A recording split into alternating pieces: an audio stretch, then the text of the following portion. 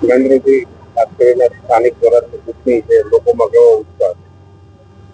સ્થાનિક સ્વરાજની ચૂંટણીમાં લોકોમાં ખૂબ ઉત્સાહ છે.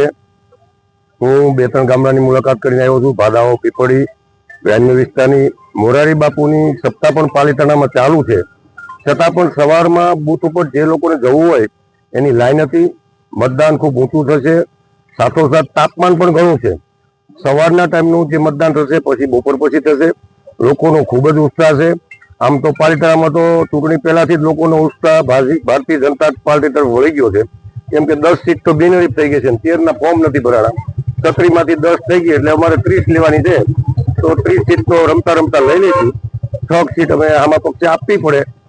પણ જે પ્રકારે ભારતીય જનતા પાર્ટીનું શાસન ચાલી રહ્યું છે, ગુજરાત સરકાર હોય કે પાલિતાણા નગરપાલિકા હોય, વર્ષોથી પાલિતાણા નગરપાલિકામાં શાસન રહ્યું છે અને રહેશે, અને લોકોના સહકારથી કમળ ખીલવાનું છે. મતદારોને મારી અપીલ છે કે તડકો ખૂબ છે તો વહેલા જેટલું મતદાન થાય એટલું બહુ સારું રહેશે. બપોર પછી ઘણીવાર તડકો 4 થી 5 વાગ્યા સુધી રહેતો હોય છે. એટલે જાહેરમાં આજે વિનંતી કરું છું કે આજે 12 વાગ્યા સુધીમાં જેટલું મતદાન થાય એટલું ઘર દીઠ કરાવી દેવું જોઈએ.